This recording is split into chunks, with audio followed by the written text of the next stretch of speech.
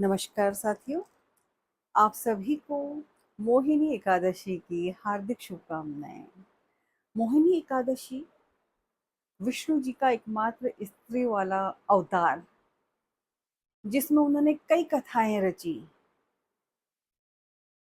समुद्र मंथन के समय अमृत का कलश हाथ में लिया और राहु का सुदर्शन चक्र से गला काट के विजय दिलाई देवताओं को। और एक कथा में वह भस्मासुर नामक राक्षस को, जो कि शिव जी को उसने प्रसन्न करने के लिए कड़ी तपस्या की, और शिव जी ने भी उसे बड़े भोलेपन में सब कुछ वरदान दे दिया, और बाद में पछताने लगे जब भस्मासुर उन्हीं के पीछे पड़ गया और छुपते छुपाते वो उसे बचते चले। अचानक विष्णु जी का मोहिनी अवतार से भस्मासुर की मुलाकात हो जाती है।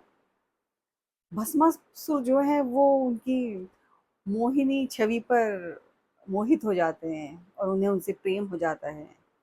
तो मोहिनी भस्मासुर से कहती हैं कि चलो एक नृत्य की प्रतियोगिता करते हैं, जिसमें कि वो काफ़ी अच्छा दोनों नृत्य करते हैं। पहले तो वो मानता नहीं है, फिर उसको मना लेती हैं।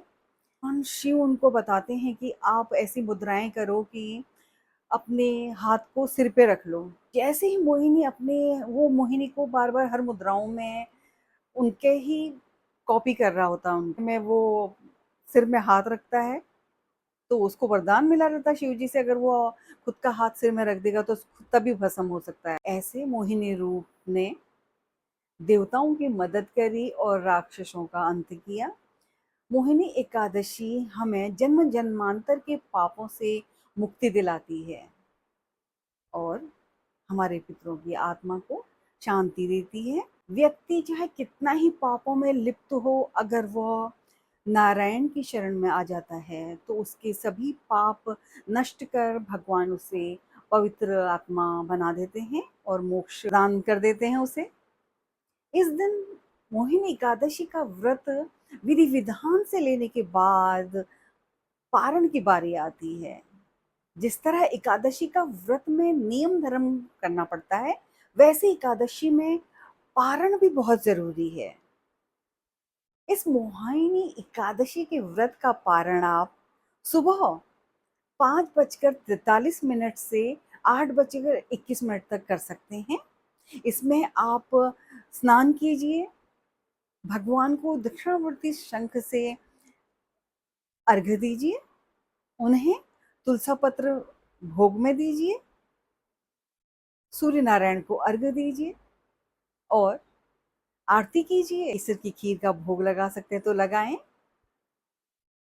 फिर आप ब्राह्मण के पैर छूकर उन्हें अन्न, वस्त्र और धन का दान दें, उनसे आशीर्वाद प्राप्त करें और अपने मोहिनी एकादशी के व्रत का पारण करें। सर्वप्रथम पारण में आप तुलसी पत्र जल के साथ उसका सेवन करें।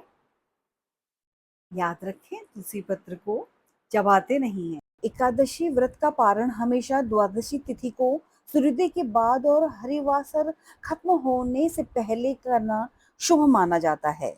विष्णु और लक्ष्मी जी की आप सभी पर कृपा बनी रहे। ऐसे ही धार्मिक जानकारी के लिए आप मेरे चैनल को सब्सक्राइब करें। आप सभी का धन्यवाद।